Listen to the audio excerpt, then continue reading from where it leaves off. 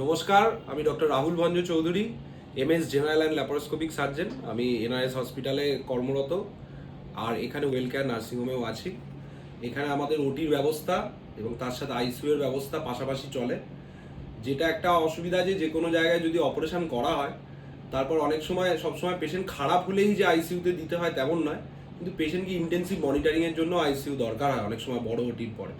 সেটা আমি এই অঞ্চলেরই মানুষ, তো আমাদের এই বারুইপুর চত্বরে প্রথম আইসিইউ ওয়েল কেয়ারই রয়েছে।